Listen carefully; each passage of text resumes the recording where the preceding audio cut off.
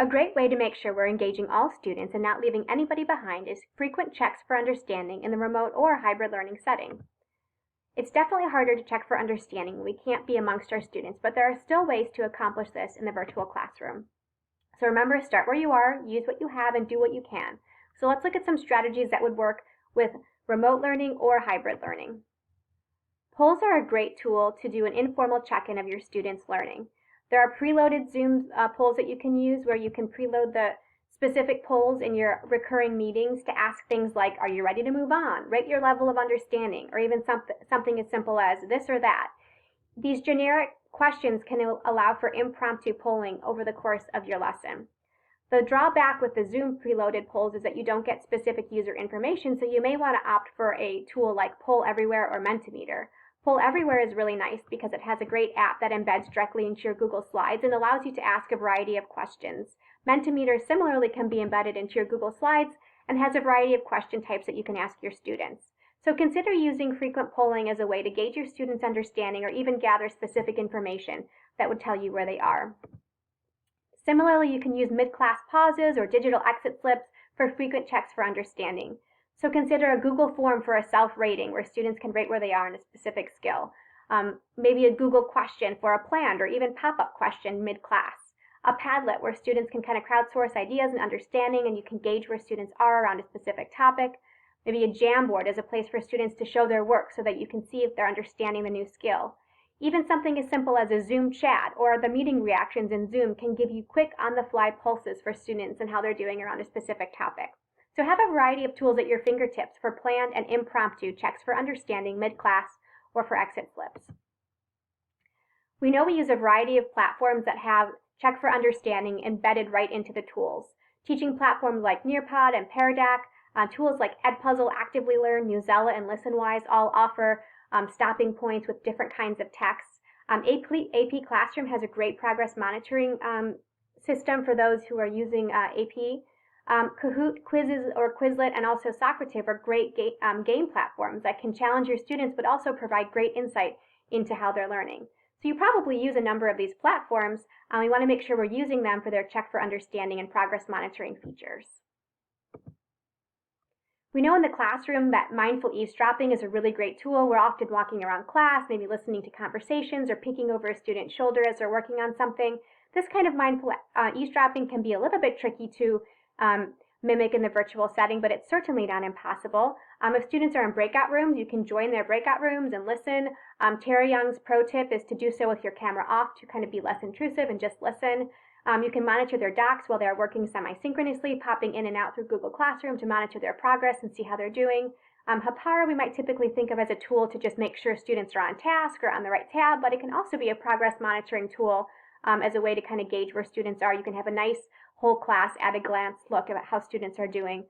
Even tools like collaborative slide decks where students have an editable slide that they can work on throughout the period, and you can monitor in a quick, easy way how individuals or small groups are doing. Same with Jamboard. Students can edit a Jamboard and you can see live the progress as they work and kind of gauge students' progress and levels of comprehension around a specific skill. There's no better way to really know how a student is doing than kind of unzip their brain and have them show you their thinking. There's a variety of ways to do this in a digital setting.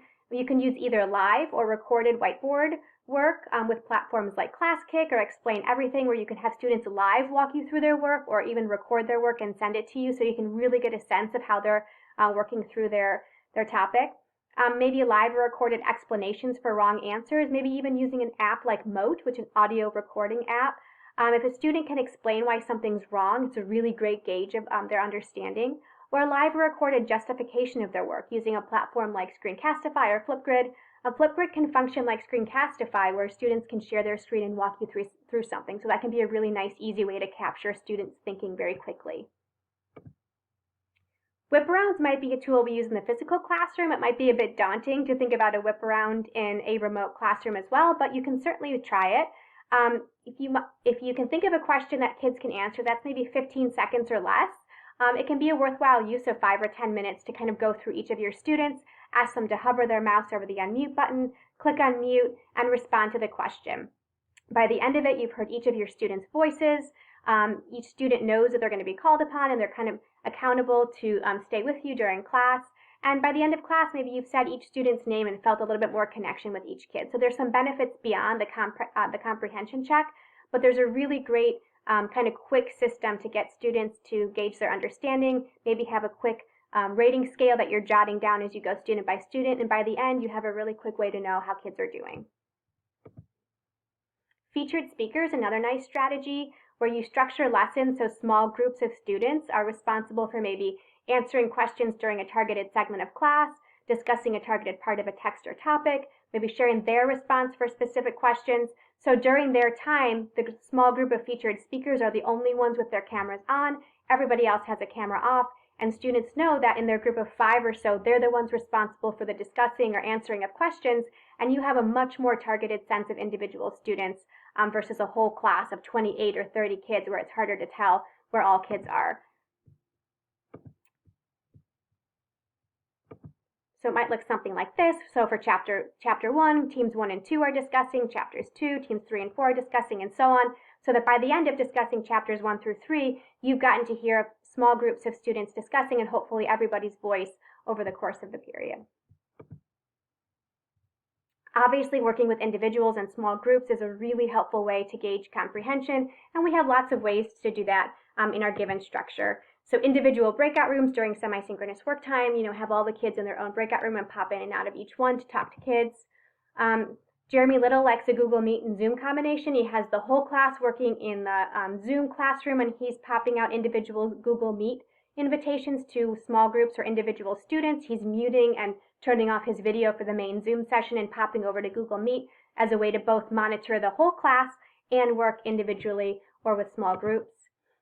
Station rotations can be a really great way to ensure that you're working with small groups of students. So over the course of a class, students are rotating through different topics or tasks, and one of the stations is working with the teacher. So after that rotation, you've been able to touch base with a small group of students and really gauge their individual levels of comprehension. And of course, we have a variety of structures like office hours, Wednesdays, pause and tutorial classes when they line up with our own schedule. And maybe doing more than just like a general invitation might be warranted sometime. Maybe you're really saying that a student needs to come in and see you, or you're pushing in to see them during those times to be sure that you're able to gauge comprehension for students who are struggling a bit. So hopefully a couple of those ways are resonating with you, probably confirming a lot of what you're already doing. But a couple final notes is that checking for understanding in the virtual world can take more time, and it can be a bit difficult to carve out time to do that, but certainly worthwhile. And once you have your information, be sure it informs your teaching through follow-up differentiation, reteaching where necessary, highlighting strong student work, etc. So make sure you're not just gauging comprehension, but doing something with that to inform your teaching. So we are here to help you. If something is jumping out at you and you'd like to have some support incorporating that into your classroom, please reach out to your VH instructional coaches or LHS LEDs at those email addresses. We are here to help and assist you in monitoring your students' comprehension.